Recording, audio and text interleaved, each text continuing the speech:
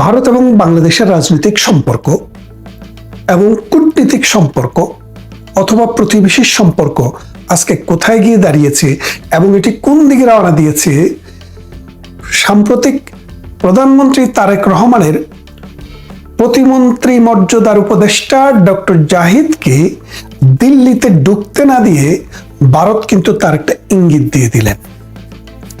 আপনারা হয়তো ইতিমধ্যে সোশ্যাল মিডিয়া, সংবাদ সম্মেলন এবং মিডিয়ার বদৌলতে জেনেছেন যে বাংলাদেশের বর্তমান প্রধানমন্ত্রী তারেক রহমান হঠাৎ করে ওই যে কষা জাহিদ নামে যে ব্যক্তিকে অনেকেই ব্যঙ্গ করে কষা জাহিদ বলেন, পাসপোর্ট উচ্চতার একজন ভদ্রলোক, তিনি তারেক রহমানের মন্ত্রী পরিষদে উপদেষ্টা আকারে প্রতিমন্ত্রীর মর্যাদা নিয়ে বসবাস করছেন। তো এই জাহিদ সাহেব দিল্লিতে গিয়েছিলেন। দিল্লিতে যাওয়ার পর দিল্লির লোকেরা তাকে ইনভেস্টিগেশন করলো, ইনভেস্টিগেশন করে দিল্লিতে ঢুকতে না দিয়ে বাংলাদেশে ফেরত পাঠিয়ে দিয়েছেন। কেউ কেউ বলছেন বিচার বিশ্লেষণ করার পরে উনাকে দিল্লিতে ঢোকার অনুমতি দেওয়া হয়েছিল, কিন্তু তিনি রাগ করে আর দিল্লিতে ঢুকেননি। কিন্তু ভাই, এই জানোয়াররা, এই জাহিদের মতো যে জানোয়ার, এই জানোয়ারগুলো বহন করে রেবিস ভাইরাস। এরা যদি কাউকে ছোবল দেয় তাহলে তাদের জলাতঙ্ক ভাইরাস হয়, জলাতঙ্ক হয়, কারণ এরা জলাতঙ্কের জীবাণু বহন করে। একটা প্রতিবেশী রাষ্ট্রের সাথে সুসম্পর্ক নষ্ট করার যে বিষ, এটা তাদের চুলের গোড়ায় গোড়ায়, চোখে, মুখে, নাকে, ভাষায়, চিন্তায়, মগজে এবং দিলে। সুতরাং এই রকম রেবিস ভাইরাসের জীবাণু বহনকারী ব্যক্তিদেরকে ভারতের মতো রাষ্ট্র সরাসরি ঢুকতে দিবে, এটা আশা করাটাই ভুল। খেয়াল করে দেখেন, এই জাহিদ 2024 আন্দোলনে মৌলবাদী শক্তি, জঙ্গিবাদী শক্তির পৃষ্ঠপোষক হিসাবে কাজ করেছে এবং ভারত বিরোধী যে ন্যারেশন, এই ন্যারেশনে হাওয়া দিয়েছে। কথায় কথায় বলতেন ঢাকা না দিল্লি, ঢাকা ঢাকা। হালা, তুই যদি ঢাকা না দিল্লি, ঢাকা ঢাকাই করবি, তাহলে দিল্লির পথে রওনা দিলি কোন আক্কেলে?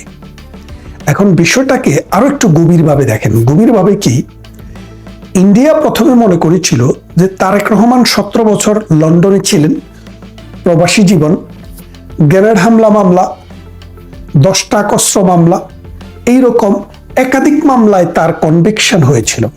এই কনভিকশনগুলো উঠে গেল তিনি যখন এই মৌলবাদী জঙ্গি গোষ্ঠী যখন ক্ষমতায় আসলো তখন। এখন তিনি বাংলাদেশের প্রধানমন্ত্রী। এই প্রধানমন্ত্রী হতে গিয়ে যে নির্বাচনটি হয়েছে, এই নির্বাচনটি কিন্তু একটি মেকানিক্যাল নির্বাচন। এই নির্বাচনে জামায়াতে ইসলামীর সাথে বিএনপির যে সমঝোতাটি হয়, সেই সমঝোতার মূল কথা ছিল যে কলকাতার সাথে ভারতের যে সীমান্ত, এই সীমান্ত জামায়াতের হাতে ছেড়ে দিতে হবে।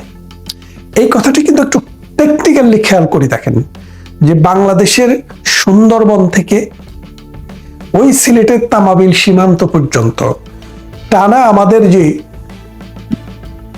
সীমারেখা ভারতের সাথে, সেই ভারতের সীমান্তবর্তী অঞ্চলে 90% সিট জামায়াতে ইসলাম পেয়েছে এবং আমাদের 14 গ্রাম দিয়ে যে সীমান্ত, সেটিও জামায়াতে ইসলাম পেয়েছে।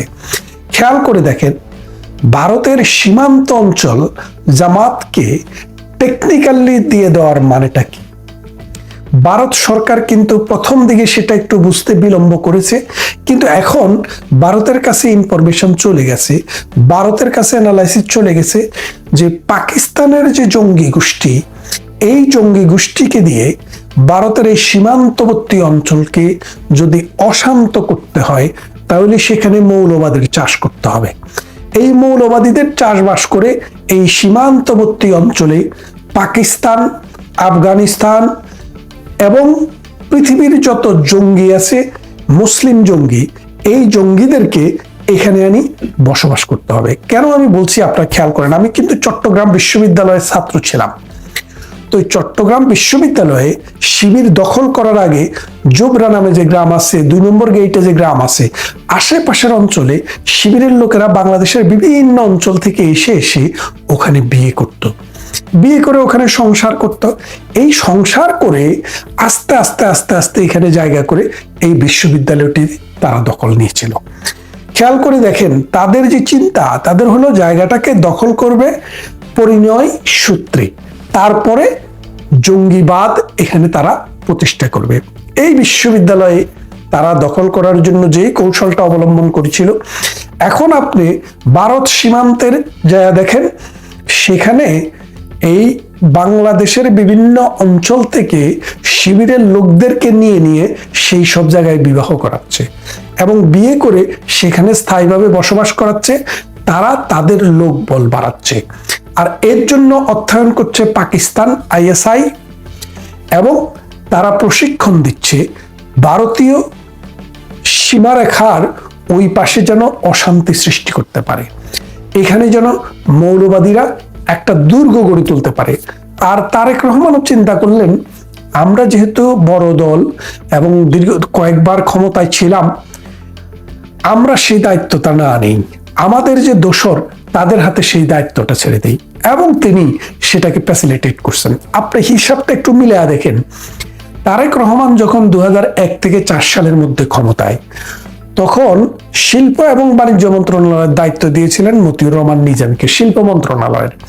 এই শিল্প মন্ত্রণালয় যেটি হচ্ছে CFL অর্থাৎ কর্ণফুলী সার কারখানার যে জেঠি, এটার দায়িত্ব ছিল শিল্প মন্ত্রণালয়ের অধীনে। এবং পাকিস্তান থেকে জাহাজে করে যে 10 ট্রাক অস্ত্র এসেছিল, এই অস্ত্রটি খালাস হয়েছিল কিন্তু এই ইউরিয়া ফার্টিলাইজার সার কারখানা যেখানে, সেখান দিয়ে। এবং সেখান থেকে যে 10 ট্রাক অস্ত্র ধরা পড়ে, এই 10 ট্রাক অস্ত্র চায়না থেকে পাকিস্তানে আসে, পাকিস্তান থেকে একটি জাহাজ যোগে বাংলাদেশে আসে। তখন মতিউর রহমান নিজামী তত্ত্বাবধানে এই 10 ট্রাক অস্ত্র খালাস হয়, এবং দুর্ভাগ্যজনকভাবে সেই অস্ত্রটি বাংলাদেশে একটা কাউন্টার ইউনিটের মাধ্যমে জনগণের সম্মুখে চলে আসে। জনগণের সম্মুখে চলে আসার পর মানুষ বুঝলো যে বাংলাদেশটাকে জঙ্গিবাদের রুট হিসেবে ব্যবহার করার জন্য তারেক রহমান পারমিট করেছেন। তার সাথে কারা ছিল? জামাতে ইসলামী। তখন জামাতে ইসলামী তারেক রহমানের সরকারের অংশ। 17 বা 20টি বা 21টি সিট নিয়ে তখন জামাতে ইসলামী এই বিএনপির অংশ হিসেবে কাজ করছিল। 2 জন মন্ত্রী, একজন আলী হাসান যিনি মৃত্যুদণ্ডে দণ্ডিত হয়েছেন যুদ্ধাপরাধের দায়ে, আরেকজন মতিউর রহমান নিজামী, তিনিও যুদ্ধাপরাধের দায়ে মৃত্যুদণ্ডে দণ্ডিত হয়েছেন। এখন প্রশ্নটা হচ্ছে যে এখন তো জামাতে ইসলামী তাদের অংশ না, জামাতে ইসলামকে তারা এবার সরকারের অংশ রাখে নাই, কিন্তু তারা জামাতে ইসলামকে বাংলাদেশের প্রধান বিরোধী দল বানিয়েছে। কিভাবে বানিয়েছে? বাংলাদেশ আওয়ামী লীগ যদি বাংলাদেশে থাকে, রাজনীতিতে থাকে, বৈধ দল হিসেবে কাজ করার সুযোগ পায়, তাহলে জিয়াউর রহমানের দল অথবা জামাতে ইসলামীর দল কারো পক্ষেই ক্ষমতা যাওয়া সম্ভব না, কারণ বাংলাদেশের বেশিরভাগ মানুষ এখনো আওয়ামী লীগের সাথে আছে। সেই জন্য টেকনিক্যালি আওয়ামী লীগকে মাইনাস করে জামাতে ইসলামীকে এই জায়গায় নিয়ে আসে, এবং জামাতে ইসলামের সাথে সমঝোতা করে এই উপকূলীয় অথবা উপকূলীয় না মানে সীমান্তবর্তী অঞ্চলে জামাতে ইসলামীকে প্যাট্রোনাইজ করা হয়। খেয়াল করে এখন দেখেন, বাংলাদেশের চারপাশে ভারতের 7টি রাজ্য রয়েছে, যেটাকে 7 সিস্টার্স বলা হয়। এই যে কলকাতা মানে পশ্চিমবঙ্গ, আসাম, মিজোরাম, ত্রিপুরা, এইভাবে বাংলাদেশের সাথে লাগোয়া এই অঞ্চলগুলোতে তারা একটা বিদ্রোহ, একটা যুদ্ধ অবস্থা বাজিয়ে রাখতে চায়। কারা চায়? পাকিস্তান চায়, কারণ পাকিস্তানের সাথে ভারতের একটা শত্রুতা জন্মগত। অথচ এই পাকিস্তান থেকে বেরিয়ে আসতেই ভারত আমাদের পাশে দাঁড়িয়েছিল, যার কারণে যারা এই বাংলাদেশকে বিশ্বাস করে, অসাম্প্রদায়িক চেতনায় বিশ্বাস করে, সুষ্ঠু সুন্দর একটা প্রতিবেশী সুলভ রিলেশনশিপে বিশ্বাস করে, তারা হচ্ছে বাংলাদেশ আওয়ামী লীগ। যার কারণে আওয়ামী লীগ যখন আসে, ভারত তখন সহযোগিতার হাত বাড়ায়, নদীতে পানি দেয় এবং ব্যবসা বাণিজ্যের জন্য দুয়ার খুলে দেয়, আন্তর্জাতিক বিভিন্ন ফোরামে বাংলাদেশকে সমর্থন করে, যার ফলে বাংলাদেশ অর্থনীতিতে এবং সমাজনীতিতে রাষ্ট্রীয়ভাবে সফলতা অর্জন করে।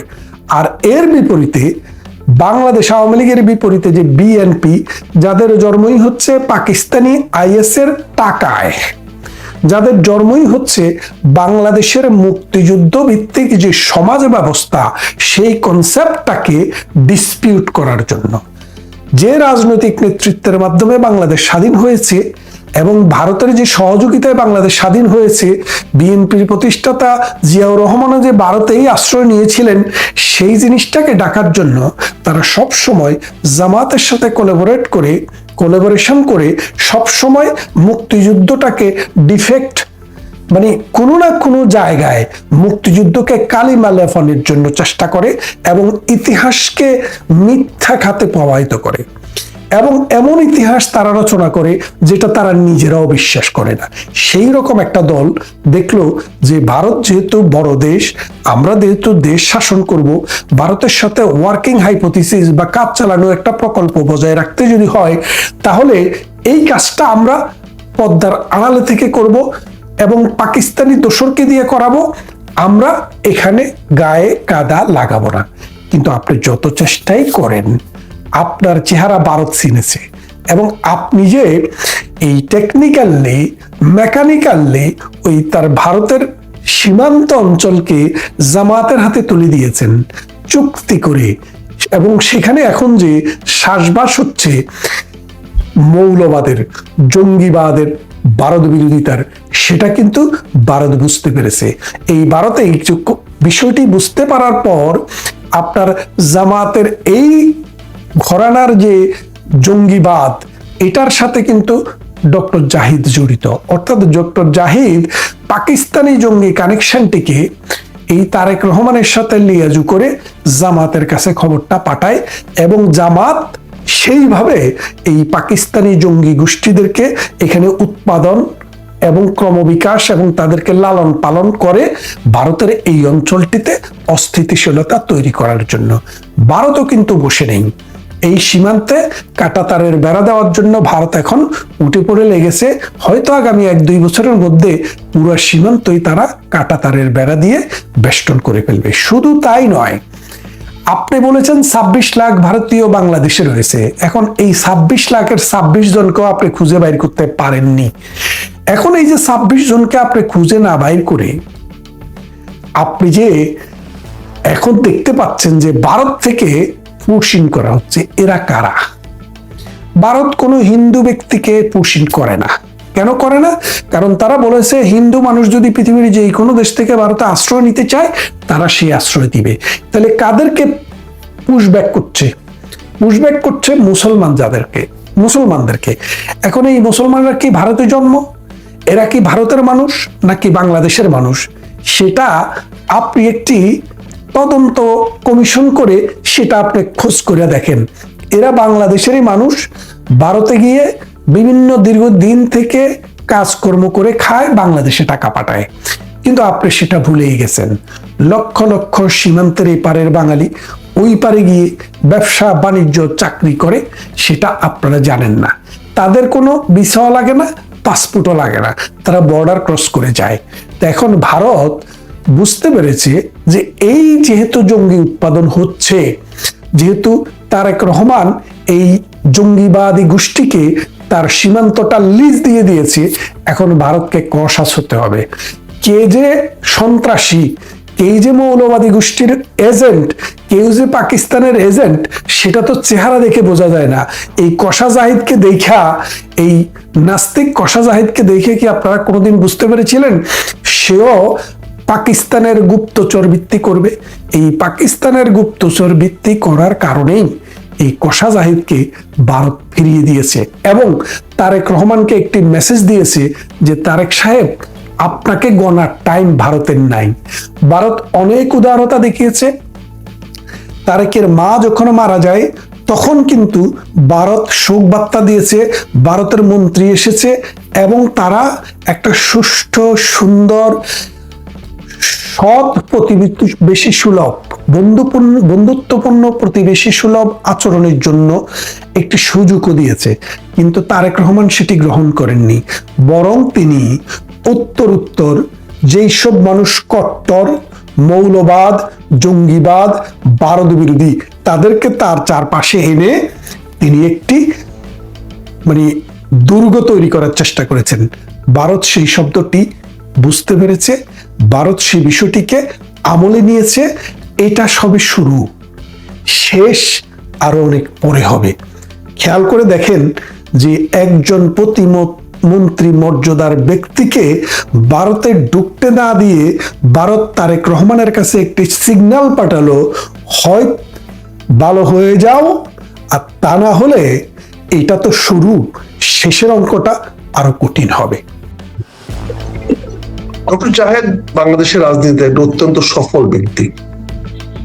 আমরা গত 40 বছর রাজনীতি করে যা করতে পারি নাই, আমরা এই সরকারের ন্যাক নজরে পড়তে পারি নাই, আমরা আমাদের দলের নেতার তারা পিক হইতে পারি নাই, সেখানে কোন রাজনীতি না করে, কোনো কর্মী বান্ধব কাজ না করে, কোনো সাংগঠনিক তৎপরতা না চালিয়ে, রাজনীতির জন্য কোনো ত্যাগ স্বীকার না করে, শুধু টক শোতে আওয়ামী লীগ সরকারের কিছু কিছু সমালোচনা করে, কিছু কিছু অ্যাডভাইস করে, এবং বিএনপিরও প্রচুর সমালোচনা সে করেছে, করে সে এমন একটা ফ্রন্ট লাইনে আসলো, মনে হচ্ছে যেন যে সে বিশাল একজন জ্ঞানী গুণী, অবশ্যই জ্ঞানী গুণী ব্যক্তি মানুষ। তারপর তার নামের আগে ডাক্তার আছে, কোন ডাক্তার তো আমি জানি না। এখন এরকম একজন ভদ্রলোক বাংলাদেশ সরকারের একজন উপদেষ্টা, মন্ত্রী স্ট্যাটাসে, তিনি ভারতে যাবেন। ভারত বলে কোনো কথা না, অন্য কোনো দেশে যদি যান,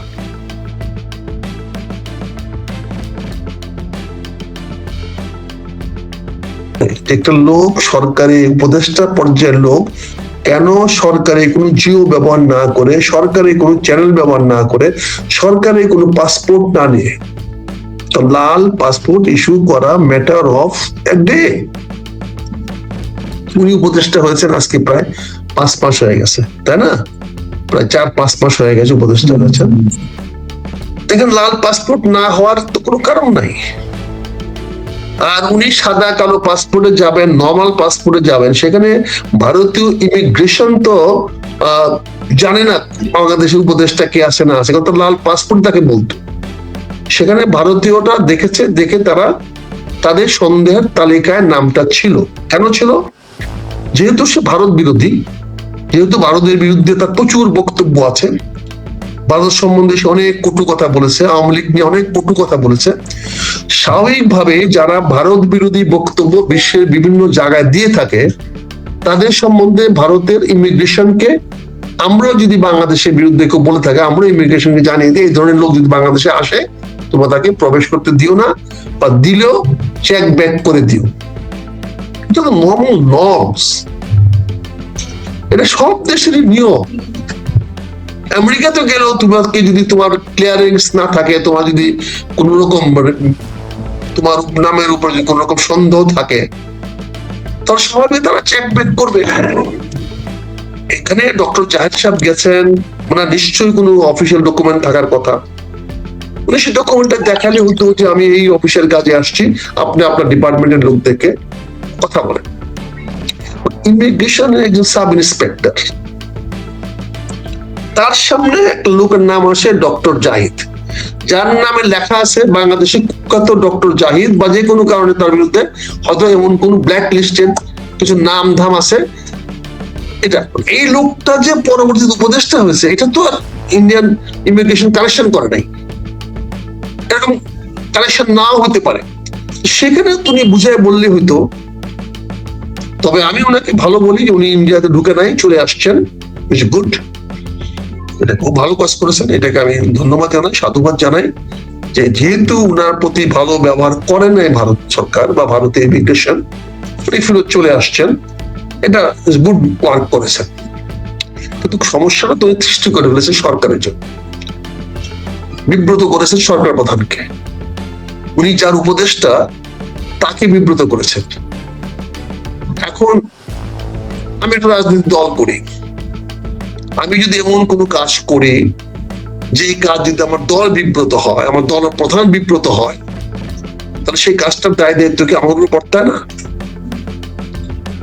আমি কি দল বলতে পারবো আমার দলের কাছে যে আমি এই কাজটা ইচ্ছাকৃত ভাবে করেছি দলের বিপদ? তুমি বাবা গেলা কেন? তোমার কি জিও আছিল? গভর্নমেন্ট অর্ডার ছিল? তাকে ইমিগ্রেশন তাকে কি করে অ্যালাউ করলো যদি জিও না থাকে? সে তো মন্ত্রী পদমর্যাদার একজন উপদেষ্টা, এবং কার উপদেষ্টা? বাংলাদেশ সরকারের মাননীয় প্রধানমন্ত্রী।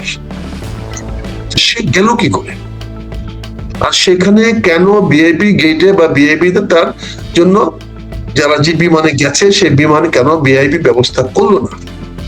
তার মানে পুরো বিষয়টাকে আমি মনে করি ডক্টর জাহেদের খামখেয়ালিপনা, অযোগ্যতা, মানে কি বলে এটাকে, মানে আনবিকামিং বিহেভিয়ার, তার পদের সঙ্গে তার মানসিক সামঞ্জস্য হয় নাই। He is not balanced with his position and the post. Tarique Rahman সাদা জামা পরে ঘুরে, আরে প্রাইম মিনিস্টার, রাজা তো রাজাই, বাদশাহ যা করে সেটা বাদশাহ করবে, এটা বাদশাহ স্টাইল, সম্রাটদের স্টাইল। সেটা কি চাকর বাকরদের শোভা পায়? চাকর বাকরও যদি এরকম ফ্রি স্টাইলে চলতে চায় তাহলে এরকম অবস্থা হবে। এবং আমাদের সাধারণত যদি কোনো উপদেষ্টা বা মন্ত্রীরা বিদেশে যায়, আমার দেশের এমবেসির লোকেরা তার রিসিভ করতে আসে। দিল্লি এয়ারপোর্টে তো আমার দিল্লির দূতাবাসে প্রোটোকল অফিসার আছে। সেই প্রোটোকল অফিসার দায়িত্ব কি, কাজ কি? সেই প্রোটোকল অফিসার দিল্লি এয়ারপোর্টে এসে আমার নেতাকে গ্রহণ করবে। এখানে এমন কেন একটা ব্যবস্থা করলেন? আজকে এটা এম্বারাসিং হলো না? বিব্রতকর অবস্থা হলো না? এখন ফরেন মিনিস্ট্রির মধ্যে একটা কথাবার্তা বললে, এখন যদি ভারতীয় পররাষ্ট্র মন্ত্রণালয় সরি না বলে তাহলে তো আমি মেনে নেব না। কিন্তু আবার সরি বলবে কেন সে? তার দৃষ্টিভঙ্গিতে আমি দেখি সে তো দিয়েছে এবং সে ভারতের সরিটাকে মেনে নেয় নাই। আমি যেটা বলছি, জাহেদ সাহেব চলে আসছেন, আমি ধন্যবাদ জানাই। তার মানে উনি তার সরিটা মেনে নেয় নাই। তার প্রতি যে দুর্ব্যবহার করা হয়েছে সেই দুর্ব্যবহারটাকে সে এস্টাবলিশ করে রাখলো। সে যখন চলে আসলো তারপরে দুর্ব্যবহারটাকে এস্টাবলিশ হলো, এটা সরির মধ্যে শেখ হয় নাই। তাহলে এখন কি ভারতের ইমিগ্রেশনের বিরুদ্ধে অ্যাকশন নিতে হবে? আমাদের পররাষ্ট্র মন্ত্রণালয় থেকে ডক্টর আমাদের খলিলুর রহমান সাহেব, যিনি আমাদের জাতিসংঘের চেয়ারম্যান হয়েছেন, উনি দেখতে হবে। ওনার দায়িত্ব তো যে ওনার আমার দেশে একজন লোক গেছেন, আমার উপদেষ্টা গেছেন, সেখানে তার প্রতি খারাপ ব্যবহার করেছে, উনি তো কথা বলতে হবে, ভারতের কাউন্টার পার্টির সঙ্গে কথা বলতে হবে, ভারতের পররাষ্ট্রমন্ত্রীর সঙ্গে কথা বলতে হবে। এতগুলো বিতর্ক কেন সৃষ্টি হবে? আর যে ভদ্রলোক সৃষ্টি করেছেন তাকে নিয়ে আমাদের আলোচনা করতে হবে কেন? আমাদের খায়া কাম নেই। আর তুমি ইস্যুটা নিয়ে আসছো ভাই, লাল সবুজ পাসপোর্টের যারা মাহাত্মে বুঝে না, এমন সমস্ত লোক দিয়ে আলোচনা করতে গেলে কেমন লাগে বলতো ভাই? কিন্তু জাহেদকে আমি চিনিও না, জানিও না, আমার সাথে কথা হয় নাই, পরিচয় হয় নাই। I have seen him in television, আমি দেখি প্রায় কথাবার্তা বলেন। এখন সুর বদলে গেছেন। আমার তো মনে হয় না বিএনপির প্রতি তার কোনো কন্ট্রিবিউশন আছে, কোনো কারণ আছে। দেশে কি করবে? আমাদের চ্যানেলের জিল্লুর রহমানের বউ হয়ে যায় বিএনপির এমপি। আর বিএনপির শত শত মহিলারা যে এত কষ্ট করলো, এত মায়ের পিঠ খাইলো, তাদেরকে এমপি হতে পারে না, জিল্লুর রহমানের বউ এমপি হয়ে যায়। কেন এমপি হয়? কারণ বিএনপির ভিতরে বাইরের লোক প্রবেশ করাইতে হলে কাজে প্রবেশ করাবেন, এই প্রবেশ করেছেন। এই ডক্টর জাহিদকে বিএনপি প্রবেশ করাইছেন, এবং আরো কিছু কিছু লোক আছে প্রবেশ করেছেন। আপনি এগুলো কোথায় বলবো? মহেশ্বর চন্দ্র রায় বিএনপির স্থায়ী কমিটির সদস্য, সে মন্ত্রী হইতে পারে না। আর মন্ত্রী হয় তার বিআই নিতাই চন্দ্র, যে জাতীয় পার্টির সময় এরশাদের মন্ত্রী ছিল। এই যে দুর্ভাগ্যজনক অবস্থা, এটার জন্য তো আমার নেতার সন্তান, শহীদ রাষ্ট্রপতি জিয়াউর রহমান সন্তান, দেশমাতা খালেদা জিয়ার সন্তান, উনি যদি বিব্রত বোধ না করেন, উনি যদি এর ব্যাপারে চিন্তা না করেন, উনি যদি দায়িত্ব না মানে জিনিসটা হালকা ভাবে দেখেন, খুব খারাপ হয়। এই বদনামটা কেন হচ্ছে? আমরা সাংস্কৃতিক মন্ত্রণালয় নিয়ে দেখেছি গত ইয়ার সময় 26শে মার্চ নিয়ে কি হয়েছে, ওই মঙ্গল যাত্রা নিয়ে কি হয়েছে, পহেলা বৈশাখ উদযাপন নিয়ে কি হয়েছে, অনেক বিব্রতকর অবস্থা হয়েছে। সাংস্কৃতিক মন্ত্রী কি হয়েছে, আজকে আমরা দেখছি গাইবান্ধায় তোমার এই যে সাংস্কৃতিক মন্ত্রণালয় কিছু বলছেন না, এখানে রাম মন্দির প্রতিষ্ঠা করা হবে, কিন্তু ধর্মের ব্যাপার, এটা তো সংস্কৃতির সঙ্গে সংশ্লিষ্ট। এই বিষয়গুলো তো আমাদের জাতিকে বিব্রত করছে। আমি জানি না মাননীয় প্রধানমন্ত্রী বিষয়টা কিভাবে দেখেন বা উনি কিভাবে করেন। আর উনি তো মনে হয় যে উনি মনে হয় দেশটাকে ড্যাম কেয়ার, উনি কারোর কোনো কথার দিকে খেয়াল করতেছেন না। কেন বাবা? শেখ হাসিনার মতো সরকারও তো পতন হয়ে গেছে, আপনার পতনটা কেন নিজে এত জরুরি টাইম আনতেছেন? আপনি কথায় কথায় জামাতের বিরুদ্ধে বক্তব্য দেন, জামাতের বিরুদ্ধে লাগেন, জামাতের ব্যাংক নিয়ে লাগেন, জামাত যে কোনো জায়গায় আছে জামাতকে খুঁচান, সালাউদ্দিনকে দিয়ে আপনি খুঁচান। আপনার গাড়ি চালান, আপনি আপনার জামাতের আপনার ওই বিরুদ্ধে কথা বলেন, আর সেই গাড়ি চালান, আপনি সেই গাড়ি পাশে বসে থাকে আপনার স্বরাষ্ট্রমন্ত্রী। দেশের মালিককে, আমার প্রধানমন্ত্রী কি ড্রাইভার? আমার বাংলাদেশের মাননীয় প্রধানমন্ত্রী কি স্বরাষ্ট্রমন্ত্রীর ড্রাইভার, না স্বরাষ্ট্রমন্ত্রীর বন্ধু, না স্বরাষ্ট্রমন্ত্রীর অধীনস্থ কেউ? আজ পর্যন্ত আমরা শুনি নাই যে সিনিয়র ড্রাইভ করে জুনিয়রকে সাথে নিয়ে যায়, জুনিয়রকে ড্রাইভ করার প্রিভিলেজ দেওয়া হয়। হয়তো ঠিক আছে, মন্ত্রী ড্রাইভ করে প্রধানমন্ত্রী নিতে পারে, বা একজন এমপি ড্রাইভ করে প্রধানমন্ত্রী নিতে পারে, তো প্রধানমন্ত্রী ড্রাইভ করে নিয়ে যাবে, এটা কি ধরনের ভাই? কি আপনারা আমাদেরকে কি চাচ্ছেন কি আপনি? আমরা তো বারবার বলছি আমরা মাননীয় প্রধানমন্ত্রী নিয়ে কথা বলতে চাই না, আপনাকে আমরা সকল বিতর্ক ঊর্ধ্বে রাখতে চাই, কারণ আপনি আমাদের লাস্ট রিসোর্স। আপনি যদি কোনো কারণে আপনি পা পিছলায় যায়, আমাদের জাতির পা পিছলায় যাবে। শুধু সরকারের পা পিছলাবে না, জাতিতে সারা জাতি একটা অনিশ্চয়তার মধ্যে পড়ে যাবে। তার আপনার উপদেশটা দিল্লি এয়ারপোর্টে গিয়ে হেনস্থা হয়। এই হেনস্থাটা কে হয়েছে? আজকে বাংলাদেশে সারা গ্রামে গঞ্জে একটা পোলাপানা মনে করে যে আপনি স্বরাষ্ট্রমন্ত্রীকে গালি দেন, ভুয়া বলে। এই সংবিধান করে এমন একটা পর্যায়ে নিয়ে যাচ্ছেন, আপনি এই সংবিধানটাকে আজকে চ্যালেঞ্জের মুখে ফেলে দিচ্ছেন। আজকে যেমন বঙ্গবন্ধু পচে গেছে, সংবিধান আজকে আপনি পচায় ফেলতেছেন। কথায় কত সংবিধান, আপনি এত সংবিধান বিশারদ হয়ে গেছেন। আপনার সংবিধান মন্ত্রীকে নিয়ে আপনি ঘুরে বেড়ান। একজন প্রধানমন্ত্রী মন্ত্রী এলাকায় গিয়া কি এই উন্নয়নের বাজেট করে? আপনার কনফিডেন্স নেই আপনি মন্ত্রীর উপরে যে মন্ত্রী আপনার চকরিয়া চালাইতে পারবে? আপনি প্রধানমন্ত্রীকে তাকে সাহায্য করতে হবে। একবার চিন্তা করেছেন? একবার ভেবেছেন মাননীয় প্রধানমন্ত্রী এগুলো বললে আপনার সন্তুষ্ট হবেন আমাদের প্রতি? আপনি কি করে যে মন্ত্রী এখানে এই এলাকায় গিয়া বলবেন, চকরিয়াতে গিয়ে মিটিং করে বলবেন চট্টগ্রাম কক্সবাজার রাস্তা 6 লেন করবে? চকরিয়া বড় না কক্সবাজার বড়? কক্সবাজার বিশ্ববিদ্যালয় করবেন, চকরিয়াতে বলতে হবে কেন?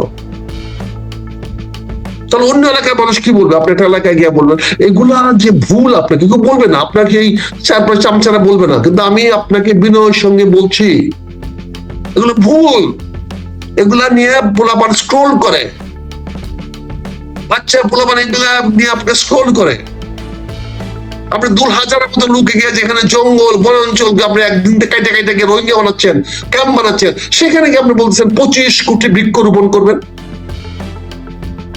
আর যে কক্সবাজারে যে চকরিয়াতে আপনি পাহাড় কেটে আপনি ওখানে ক্যাম্প বানাচ্ছেন, পাহাড়কে পাটা জঙ্গল পরিষ্কার করে আপনি সেখানে আপনি রোহিঙ্গা ক্যাম্প বানাচ্ছেন, আপনি বিভিন্ন ধরনের মানুষের বসতি স্থাপন করতেছেন। আপনি 6 লেন রাস্তা করতে গিয়ে কি পরিমাণ গাছ কাটবেন? আপনি সেখানে 25 কোটি গাছ লাগাবেন, সেখান থেকে ঘোষণা দেন। আপনি সেই ঘোষণাটা যমুনার চরে গিয়ে দিতেন, মনির চরে গিয়ে দিতেন যে আমি আমার বনাঞ্চল করব, আমি পুরো কোস্টাল এরিয়াতে আমি বনাঞ্চল করব। আপনি যেখানে ডিফরেস্ট হয়ে যাচ্ছে, সেখানে গিয়ে বলতেন আপনি, মধুপুর গড়ে গিয়ে বলতে নাই মধুপুর গড়ে আরো বৃক্ষরোপণ করে আমি আরো দেশে বৃক্ষ বাড়াবো। এগুলো আপনাকে কে বলাচ্ছে? এইগুলো যদি আপনি প্রধানমন্ত্রী হচ্ছেন, আপনার হাসপাতাল হাসপাতালে লাইসেন্স বাতিল করে দিবেন। একটা ডাক্তার ভুল করতে পারে, হাসপাতাল অথরিটি ভুল করতে আমরা সাসপেন্ড করেন, কিন্তু এই শত শত ডাক্তাররা চাকরি করতেছে, এই যে রোগীগুলো আছে আপনি সেগুলো কি দেখবেন না? এই রোগীদের যে হেনস্থা করতেছেন, এই যে রোগীগুলো দেখে আপনি কষ্ট দিলেন, এর দায় দায়িত্ব কে নেবে? স্বাস্থ্যমন্ত্রীর ঘরে কয়টা মাথা? সে ওই হাসপাতাল বন্ধ করে দেবে?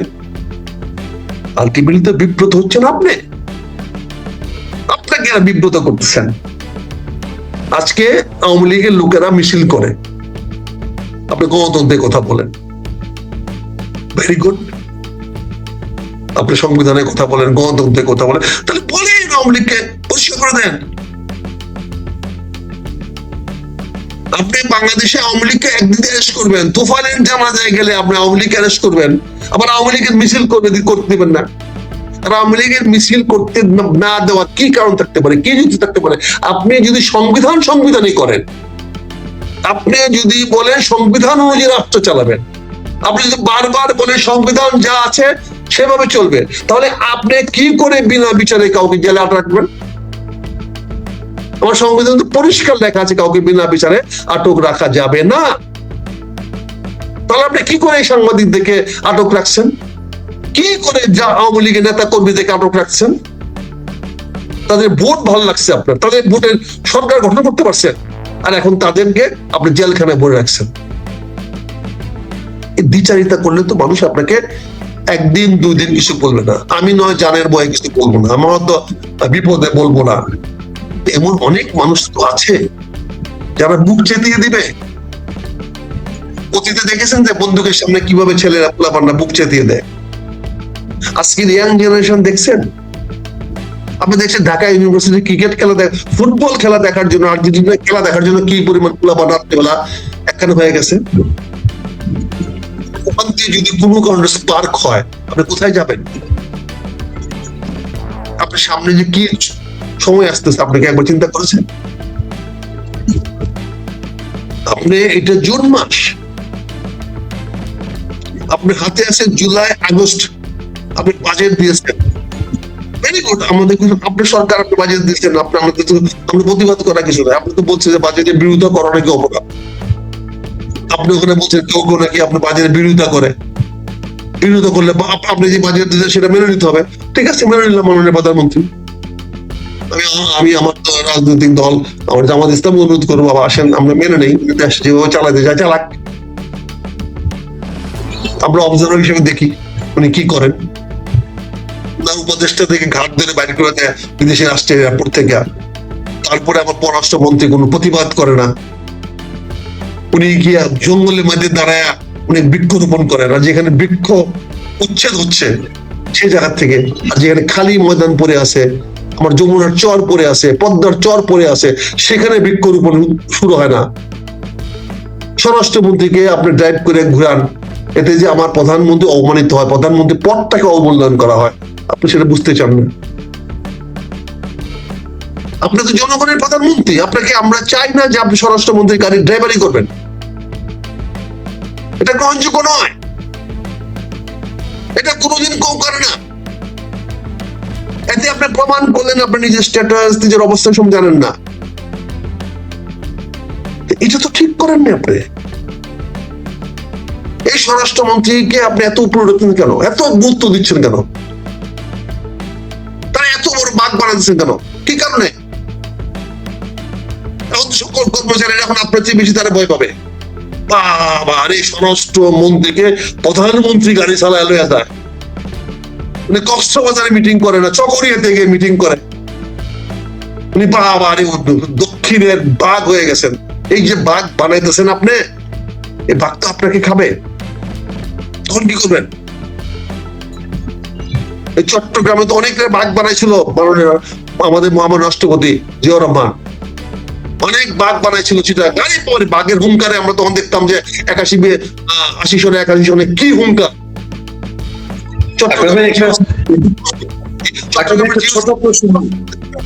কি হলো আপনারা একটা ছোট বলেন, বলেন প্লিজ। আপনারা একটা ছোট প্রশ্ন, দর্শকও জানতে চাচ্ছে যে বেনজির আহমেদ দুবাইয়ে আটক হয়েছে বলে সংসদে জানিয়েছেন স্বরাষ্ট্রমন্ত্রী, কিন্তু আসলে ব্যাপারটা নিয়ে অনেকের মধ্যে যে ক্লিয়ার তথ্য কি আমরা পাচ্ছি, তাকে ফিরে আনা কি আদৌ সম্ভব? তিনি কি আসলে আটক? এর আগে আমরা আরব খানকে কাজে আমার কথা হচ্ছে, চট্টগ্রামের প্রতি আপনি এত যে আনুগত্য দেখাচ্ছেন, চট্টগ্রাম তো আমাদের ভালো জায়গা নয়। চট্টগ্রামের নেতাদেরকে আপনি উপরে উঠাবেন। আপনি সালাউদ্দিন কাদের চৌধুরীর কথা ভুলে গেছেন? কুকুরের লেজ নাড়াইতে বলছিল, তো ভুলে গেছেন আপনি? আজকে সালাউদ্দিনকে আপনি যে অবস্থায় নিয়ে যাচ্ছেন, কালকে সালাউদ্দিন তো আপনাকে ব্ল্যাকমেইল করবে। এবার সাবধান হবে, বিনয়ের সঙ্গে বলবো। আর তুমি যে বিষয়টাকে নিয়ে যাচ্ছ, বেনজির গ্রেফতার হয়েছে, আমরা 300 ধারায় স্বরাষ্ট্রমন্ত্রী একটা বক্তব্য দিয়েছেন। এটা দুর্ভাগ্য, সংসদে তাকে কেউ জবাব দিয়ে করাতে পারে নাই। যদি বাংলাদেশ সরকারের কথায় গ্রেফতার করে থাকে, তাহলে তো তাৎক্ষণিকভাবে নেক্সট প্লেনে উঠায় দিবে। এখানে তো আর কোনো বিকল্প নাই, দুবাই সরকারের কোনো বিকল্প নাই, বিকজ সে তো দুবাইয়ের কোনো আইন অমান্য করে নাই। বেনজিরকে গ্রেফতার করা হয়েছে বাংলাদেশকে তার আইন অমান্য করার জন্য, এবং এটাই উনি বলেছেন যে দুদকের ওয়ারেন্টে অনুযায়ী ইন্টারপোল থেকে ওয়ারেন্ট ইস্যু হয়েছে, সেই ওয়ারেন্টে ধরেছে। তবে নেক্সট উইদিন 24 আওয়ার্স কেন ওর বিনা বিচারে আটক থাকতে পারবে না সে? আবুধাবির ইমির আদালত তাকে অ্যালাউ করবে না, আদালত তাকে বিনা বিচারে আটক রাখতে পারবে না। এটা শুধু বাংলাদেশে না যে বিনা বিচারে আটক রাখা যাবে, ইউএইর আইন অনুযায়ী তো কোনো লোককে বিনা বিচারে আটক করা যাবে না। আর তাকে তো কোন রকম ইউএইর কোনো আইন অমান্য করার জন্য তাকে আটক করা হয় নাই। বেনজিরকে আটক করা হয়েছে বাংলাদেশ সরকারের তথা দুর্নীতি দমন কমিশনের ইস্যু করা ওয়ারেন্টের মাধ্যমে, যে ওয়ারেন্টটা ইন্টারপোল সার্ভ করেছে ইউএই গভর্নমেন্টের কাছে। ইউএই গভর্নমেন্ট তাকে গ্রেফতার করে অনতি বিলম্বে তাকে বাংলাদেশ সরকারের কাছে হস্তান্তর করবে, এবং সেটা এমবেসি হস্তান্তর করে না, সেটা হলো যে কোনো একটা বিমানে উঠাইয়া তাকে বাংলাদেশে পাঠিয়ে দিবে। বাংলাদেশগামী হইতে হবে, অন্য কোনো দিন যেতে পারবে না সেই প্লেনটা, কিন্তু সেখানে নাইমে সে তৃতীয় কোনো দেশের শেল্টার নিয়ে নেয়, কারণ ওই দেশে তো ওয়ারেন্টটা যায় নাই। দুবাই থেকে সরাসরি ফ্লাইটে ঢাকা চলে আসবে। There are flight in Dhaka to Dubai, অথবা ইমিডিয়েট কোনো ফ্লাইটে আমার একটা এসকর্ট চলে যাবে দুবাইতে, এয়ারপোর্টে দাঁড়ায় থাকবে, এয়ারপোর্টে ইমিগ্রেশন ওরা পার করে দিবে, ওখান থেকে ওনাকে নিয়ে চলে আসবে। আপনি বক্তব্য দিচ্ছেন 300 বিধিতে, আমাদের বন্ধুরাও সেগুলো শুনতেছেন, আবার বলতেছেন বেশ বেশ করেছেন। বেশ কি করলেন? দুর্নীতি দমন কমিশন ওয়ারেন্ট ইস্যু করেছে অন্তর্বর্তীকালীন সরকারের সময়, সেই ওয়ারেন্টটা দুদিনে গিয়ে পৌঁছছে দুবাইতে, আরো আগে পৌঁছছে। এখন সে ইংল্যান্ড থেকে দুবাইতে গিয়েছিল, দুবাই পৌঁছার সঙ্গে সঙ্গে তাকে দুবাই এয়ারপোর্ট থেকে গ্রেফতার করা হয়েছে, বাট ওয়ারেন্টটা তো অন্তর্বর্তীকালীন সরকারের। এই কথাগুলো তো আপনি বলেন নাই, স্বরাষ্ট্রমন্ত্রী এখানে প্রকাশ করেন নাই, না করে আপনি বলছেন 1 মাসের মধ্যে। আরে 1 মাস সময় তুমি কোথায় পেলে? 1 মাসের মধ্যে তাকে নিয়ে আসবো, হয় 1 মাস? 1 মাস পরে ইট ক্যান বি 100 বছর। Why not? আমি কালকে লোক পাঠাচ্ছি, আমার পুলিশ কোর্ট পাঠাচ্ছি, আমি ইউএর ভিসা নিয়ে আমি পাঠাবো, ইমিগ্রেশন পার করে তাকে দিবে, আমি আমার বিমানে করে টাকা নিয়ে আসবো। এই তো, এইটা নিয়ে যদি কেউ আমাদেরকে সেরকম চাপ সৃষ্টি করতে না পারে, তাহলে সে আসবে না। কারণ বেনজির বাংলাদেশে অন্যতম কুখ্যাত একজন ব্যক্তি, যার সম্বন্ধে অনেক মানুষের অনেক ধরনের কথা আছে, অনেক বিতর্ক আছে। তার বক্তৃতাগুলো শুনলে দেখলে যে কোনো মানুষের গায়ে জ্বালা ধরে। শেখ হাসিনার পতনের যে কয়েকজন দায়ী যদি করা হয়, তাহলে এই একজন দায়ী হবে বেনজির। আওয়ামী লীগের ধ্বংসের জন্য, পতনের জন্য যদি 2-5 জন লোককে দায়ী করতে হয়, তাহলে একজন হবে এই বেনজির। সেই বেনজিরকে আওয়ামী লীগের লোকেরা চায় আইনে পানিশমেন্ট দেন। এই বেনজিরের জন্য গোপালগঞ্জের পুলিশের নাম হয়েছে গোপালী পুলিশ। আজকে বেনজিরকে আপনি 3 দিন চলে গেল, এখন আনতে পারলেন না, তাহলে ওখানে তার স্ট্যাটাস কি? সে বিনা বিচারে আটক থাকতে পারবে? দুবাই সরকার তাকে বিনা বিচারে আটক রাখতে পারবে? আন্তর্জাতিক মানবাধিকার কি তাকে ধরবে না? তুমি যদি তাকে কেন ধরেছো নাকি আন্তর্জাতিক উকিল বলবে না? আবুধাবি কি একদম মানে সুপার স্টেট, সে কারো কেয়ার করে না? ইউএ কি মানবাধিকার জবাবদিহি করবে না? তুমি এই লোকটাকে অ্যারেস্ট করছো কেন? আবুধাবির দুবাইয়ের আদালতে কি সে প্রশ্ন উঠবে না? তারপরে যদি আসে আবুধাবিতে জামিন হয়ে যায়, কোথায় গেছেন আপনি মাননীয়? কিভাবে একটা সরকারকে বিব্রত করার জন্য, একটা সরকারকে বিপদে ফেলানোর জন্য এই ধরনের কাজ করা হয়? তুমি গ্রেফতার করা হয়েছে তাৎক্ষণিক ভাবে, তুমি দুবাই এম্বাসিকে ফোন করে বলবো immediately go to the court, go to the police, বলো তাকে দাও আমাকে, আমি এয়ারপোর্টে নিয়ে যাচ্ছি, তুমি এয়ারপোর্টে হ্যান্ডওভার দিয়ে আসো। সেটা বলবে I instructed the ambassador of UAE বা দুবাই যে তাকে ইমিডিয়েটলি যে কোনো অ্যাভেলেবল প্লেনে উঠায় দাও বাংলাদেশে আসার জন্য। তাকে অ্যারেস্ট করে, পাইলট অ্যারেস্ট করে নিয়ে চলে আসবে। পৃথিবীর অনেক উদাহরণ আছে। তাকে বলে আমার একটা প্লেনে যাবে আমার 5 জন পুলিশ, 5 জন পুলিশ গিয়ে তাকে ওই ইমিগ্রেশন ক্রস করবে না, তারা আমার বিমানে বসে থাকবে, তারা ল্যান্ড করবে না, ওরা দুবাইয়ের পুলিশ এসে ওকে ধরা দিবে, নিয়ে আসবে। এইগুলো আমরা করবো, এরকম স্বরাষ্ট্রমন্ত্রী হবে। আর সেই স্বরাষ্ট্রমন্ত্রীকে মাননীয় প্রধানমন্ত্রী গাড়ি চালায় নিয়ে যাবে তার এলাকাতে, তার ইমেজ ডেভেলপ করতেছে, তার ভাবমূর্তি ডেভেলপ করতেছে, showing them he is more powerful than the prime minister. সে প্রাইম মিনিস্টারের পক্ষে সংসদে বক্তৃতা দেয়, সে বিরোধীদেরকে ড্যাম কেয়ার করে, ইসলামকে নিয়ে সে মস্করা করে, সে তার দলীয় বড় নেতা, সিনিয়র নেতা, মহাসচিবের নাম বাংলায় কথা বলে ফখরুল ইসলাম মানে ইসলাম না। কতটুকু দৃষ্টতা থাকতে পারে, এর দায় কার?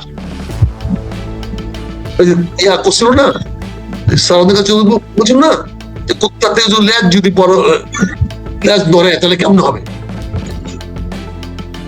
লেজ যদি কুত্তা না তাহলে কি তো বিশাল বড় একটা উক্তি করে গেছে সালাউদ্দিন কাদের চৌধুরী। আপনি কেন এটা কেন করতে চাচ্ছেন মাননীয় প্রধানমন্ত্রী? তাতে আমি মনে করি আগুন লেগে গেছে। প্রতিটা দিন বিএনপি কেউ না কেউ নিহত হচ্ছে, কোন না কোন ছাত্র, যুবদল নেতা আমার নিহত হচ্ছে, তাদের নিরাপদে দিতে পারতেছেন না। ঢাকা শহরে আমাদের নেতাদেরকে, বিএনপি নেতাদেরকে আপনি দিতে পারতেছেন না। জামাতের নেতাদের বিরুদ্ধে অভিযোগ আনতেছে, মিথ্যা অভিযোগ আনতেছেন। কি খেলা শুরু করছেন আপনি? আজকে একটা পর্যন্ত, এখন পর্যন্ত একটা ছাত্রলীগ বা যুবলীগে কাউকে কোনো মামলা দিলেন না। আপনি শিবিরের বিরুদ্ধে মামলা দিচ্ছেন, আপনি ইসলামী ব্যাংকের বিরুদ্ধে ব্যবস্থা নিচ্ছেন, আপনি আলদিনের হাসপাতালের মতো ব্যবস্থা নিচ্ছেন। কই ন্যাশনাল ব্যাংক তো আপনার বিএনপি ব্যাংক হয়ে গেছে, ঢাকা ব্যাংক বিএনপি ব্যাংক হয়ে গেছে। ঢাকা ব্যাংক অধিক কোথায় ছিল বলেন? এছাড়া আমার দাঁড়ানো গুলো 5টা-6টা ব্যাংক আছে, ইসলামী ব্যাংক বানাচ্ছে সবগুলো মিলে, ওগুলা কি অবস্থা? ভাই সবকিছু মিলে আমি বলি, আমার মনে হয় ত্রিবেদী সাহেব আসার পরে আওয়ামী লীগ এখন তারা খুশিতে আছে, ফুর্তিতে আছে। এবং আওয়ামী লীগ খুব তাড়াতাড়ি বাংলাদেশের মাটিতে চলে আসবে। তুমি হাসো, আমি তোকে বলছি, তোমার বন্ধুরা প্রিপেয়ারিং। আমরা দেখেছি ভাই, আমরা স্বাধীনতা যুদ্ধের সময় দেখেছি কিভাবে পরিবেশ সৃষ্টি করা হয়। আজকে আমার পাকিস্তানে অনেক বন্ধুরা বলেন আমরা ভারতের প্ররোচনা, আমাদেরকে ভারতকে কোনো বন্ধু মনে করি, আমরা মুসলমান, আমরা ভারতকে কোনো বন্ধু মনে করি। তাই পাকিস্তানের পক্ষের বন্ধুদের বলতে চাই, আমরা যে মুসলমান, এটা আপনাদের 71 সনে মনে ছিল না? 71 সনে পাকিস্তানে বলতে পারে না, 26শে মার্চে আমাদের হামলা না করে, গুলি না করে বলতে পারে নাই যে ভাই আমরা মুসলমান, মুসলমান ভাই ভাই, ঠিক আছে তুমি মুজিবকে প্রেসিডেন্ট বানায় ফেলাও, প্রাইম মিনিস্টার বানায় ফেলাও। আপনি মৌলানা ভাসানীকে কেন দেশ থেকে বাংলাদেশ থেকে চলে যেতে হলো? মৌলানা ভাসানী কেন ইন্ডিয়া থেকে আশ্রয় নিতে হলো? মৌলানা ভাসানীকে তুমি ক্ষমতা দিয়ে দিতা। তো সেদিন মনে ছিল না আমরা মুসলমান, আর আজকে আমাদেরকে বলো তোমরা মুসলমান ভাই ভাই। তোমরা কেন আমরা 71 সনে এসে বললা না ভাই মুক্তিযুদ্ধ তোমরা ইন্ডিয়াতে চলে আসো, আমরা তোমাদের স্বাধীনতা দিয়ে দিচ্ছি, বা তোমরা পাকিস্তানের প্রধানমন্ত্রী হও, আমরা পাকিস্তান ভাঙতে চাই না। তো কোথায় ছিল তোমাদের সেদিনের কথা? তখন আমাদের গালাগালি করো। কাজে মুক্তিযুদ্ধ অবহেলা করা যাবে না। আওয়ামী লীগ মুক্তিযোদ্ধাকে অনেক বিক্রি করছে, বঙ্গবন্ধুকে বিক্রি করছে, এই জন্য আজকে মুক্তিযোদ্ধাদের নামলো। আজকে বিএনপি সরকার কথায় কথায় সংবিধান বিক্রি করতেছে। কথায় সংবিধান, এত সংবিধানের প্রতি এত প্রেম, সংবিধানে কতগুলা ধারাদের প্রতিদিন লঙ্ঘিত হচ্ছে, এটা কি আমরা বলবো? কাজে তুমি জানতে চেয়েছো আওয়ামী লীগকে নিষেধাজ্ঞা তুলে নিন, নিষেধাজ্ঞা তুলে আমার তো মনে হয় নিষেধাজ্ঞা এখন নাই। তবে আমার স্পষ্ট দাবি থাকবে, স্পষ্ট আবেদন থাকবে, স্পষ্ট আহ্বান থাকবে, তুলে নেন না। বাংলাদেশের প্রতিটি মানুষকে রাজনীতি করার সুযোগ দেন।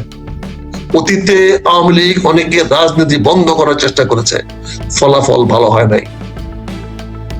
আমি মনে করি বাংলাদেশে যে কোনো রাজনৈতিক দলের রাজনীতি করতে দেওয়া উচিত, কারো রাজনীতিতে বাধা দেওয়া উচিত হবে না। আওয়ামী লীগ সহ সকল রাজনৈতিক দলকে রাজনীতি করার সুযোগ দেন। মানুষ যাকে ভালো মনে করে, মানুষ যাকে পছন্দ করে তাকে মেনে নেবে। আমি যাকে পছন্দ করি তাকে মানতে হবে, এটার নাম রাজনীতি না। এটার নাম কি বলে হেজিমনি, এটার নামে বলে আধিপত্যবাদ। আমি যখন তোমার আধিপত্য করতে চাই, এটাও আধিপত্যবাদ। আমরা যার যে স্বাধীন মতো আমরা বিবেচনা করি। কাজে এখানে আওয়ামী লীগ আমি রাজনীতি বা মোকাবেলা করবো করে আসতেছি, আওয়ামী লীগকে আমরা মোকাবেলা করে আসতেছি সেই 71 সন থেকে, মুক্তিযুদ্ধ অবস্থা থেকে আওয়ামী লীগকে মোকাবেলা করে আসতেছি। আমরা আওয়ামী লীগ করি নাই, জীবনে একটা দিনের জন্য আওয়ামী লীগ করি নাই, মুক্তিযুদ্ধ করেছি। 1 ঘন্টার জন্য আওয়ামী লীগ করি নাই। পাকিস্তানে আমরা তো আওয়ামী লীগ করি নাই। ছাত্র আন্দোলনে অংশগ্রহণ করছি, তাও তো আওয়ামী লীগ করি নাই। আওয়ামী লীগের বিরোধী অবস্থানে করে আসছি। কাজে এখানে আওয়ামী লীগ আমার কোন শত্রু না, আওয়ামী লীগ রাজনৈতিক প্রতিপক্ষ, তাকে রাজনৈতিক ভাবে আমি মোকাবেলা করব। শেখ হাসিনা প্রধানমন্ত্রী ছিল, তাকে প্রধানমন্ত্রী মেনেছি। এরশাদ প্রেসিডেন্ট ছিল, এরশাদকে মেনেছি। বেগম খালেদা জিয়া প্রধানমন্ত্রী ছিল, আপনার সবাইকে ঐক্যবদ্ধ হন, ওনাকে মানেন। এখন তারেক রহমান সাহেব প্রধানমন্ত্রী, আমরা সবাই বলি উনি আমাদের প্রধানমন্ত্রী। আমি বলি না উনি বিএনপি প্রধানমন্ত্রী, উনি বাংলাদেশের সবার প্রধানমন্ত্রী। আমরা এখনো বলছি আপনি ঐক্যবদ্ধ ডাক দিচ্ছেন, আমরা সবাই চাই প্রধানমন্ত্রী আপনার দেশের নেতা তারেক রহমানের কাছে সঙ্গে আমরা ঐক্যবদ্ধ হই। আমরা এখনো আবেদন জানাচ্ছি মাননীয় প্রধানমন্ত্রী তারেক রহমানের কাছে যে সকল দলকে নিয়ে আপনি একটা জাতীয় সরকার গঠন করেন। যারা নির্বাচিত হয়েছে যে দল তাদেরকে নিয়ে করেন, যারা নির্বাচনের বাইরে ছিল, যারা নির্বাচনে হেরেছে, আসলে আপনার খেলাফতে মজলিস আছে, আপনার ইসলামী ঐক্য পরিষদ আছে, আপনার হেফাজত ইসলাম আছে, আপনার ওই জামাত আছে, এনসিপি আছে, যারা এই আপনার বিপ্লবের পক্ষে ছিল, যাদের কারণে আজকে আপনি মুক্ত হয়েছেন, যাদের কারণে দেশমাতা খালেদা জিয়া একটা মুক্ত পরিবেশে সমাহিত হতে পেরেছে, আপনি তাদের সবাইকে নিয়ে একটা জাতীয় সরকার গঠন করেন, যোগ্য মানুষকে যোগ্য জায়গায় বসান। বাংলাদেশে এখন অনেক মানুষ যোগ্য হয়েছে। আপনি 1986 সনের বা 90 সনের স্টেট সেক্রেটারিকে দিয়ে বাংলাদেশ চালাবেন, এটা তো হয় না। ওই স্টেট সেক্রেটারি অনেক বড় বড় হয়ে গেছে। আপনার 14 বছর 15 বছর আগে যে সচিব মানে সচিব হতে পারে না, জয়েন্ট সেক্রেটারি হয়েছে, তাকে দিয়ে আজকে আপনি সিনিয়র সচিব বানায় দেশ চালাবেন, এটা হয় না। এই গত 10 বছরে অনেক বেশি যোগ্যতা অর্জন করছে সচিবরা।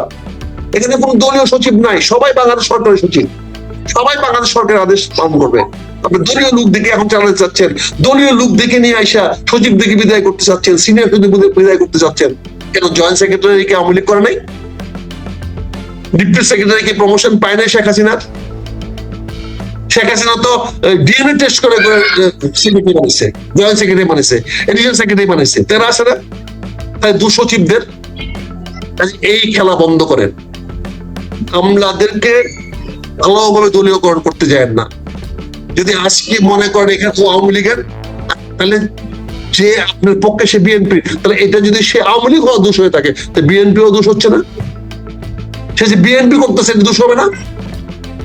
কেন আপনি বিএনপি লোক খুঁজেন? এফিসিয়েন্ট লোক খুঁজেন, মেধাবী লোক খুঁজেন, দক্ষ লোক খুঁজেন, যে দক্ষ, যে মেধাবী, যে পারফর্ম করতে পারে ওরকম সরকারি কর্মচারী খুঁজেন। দলীয় লোক দিয়ে সাজানো হবে না। দলীয় লোক তো রাজনৈতিক দলে আছে, মন্ত্রীরা আছেন। আপনার মন্ত্রী যদি সচিবালয় চালাইতে না পারে, সে মন্ত্রীকে রাখবেন কেন? তাই নাকি আপনি কি এমপিদের দ্বারা মাননীয় প্রধানমন্ত্রী কি এমপিদের দ্বারা প্রধানমন্ত্রী হয়েছেন? না উনি এমপিদেরকে নমিনের সাথে এমপি বানিয়ে আসছেন? একজন এমপি কে নিজের পরিচয়ে, নিজের আত্মপরিচয় এমপি হয়ে আসছে? সব তো তারেক রহমানের নাম দিয়ে আসছে, সব তো খালেদা জিয়ার নাম দিয়ে আসছে, সব তো শহীদ রাষ্ট্রপতি জিয়াউর রহমানের নাম দিয়ে আসছে। তারা তো ডিউটি বাউন্ড, তারা তো সবসময় বিএনপির নাম নিতে হবে। আপনি ইনএফিশিয়েন্ট লোক দেখে দেখুন রাষ্ট্র চালাবেন কেন? জাতিকে করতে হবে কেন? আমাকে একটা ছেলেকে জীবন দিতে হবে, সে অপরাধী হতে পারে, বিচার করেন, কিন্তু সে কেন রাস্তায় গুলি খায়া পড়বে? আমার একটা হাসপাতাল আপনি কেন বন্ধ করবেন? আপনি একটা ব্যাংকের পক্ষে কেন আপনার স্বরাষ্ট্রমন্ত্রী ব্যাংকের পক্ষে সংসদে দাঁড়িয়ে কথা বলবে? একটা ব্যক্তির পক্ষে দাঁড়ায় কথা বলবে, একজন স্মাগলারের পক্ষে দাঁড়ায় কথা বলবে, একজন দুর্নীতিপরায়ণ ব্যবসায়ী দাঁড়িয়ে সংসদে স্বরাষ্ট্রমন্ত্রী কেন কথা বলবে? আপনি এগুলোকে দেখতে হবে না মাননীয় প্রধানমন্ত্রী? আমি বিনয়ের সঙ্গে আপনাকে অনুরোধ করবো, যারা আপনি লাল পাসপোর্ট ব্যবহার না করে প্রপারলি বিদেশে না গিয়ে আপনাকে বিব্রত করেছেন, আপনি তাদের বিরুদ্ধে ব্যবস্থা নেন। আপনার এদিকে ফাও ভুয়া বলা হচ্ছে, আগামী দিনে কিন্তু রাস্তা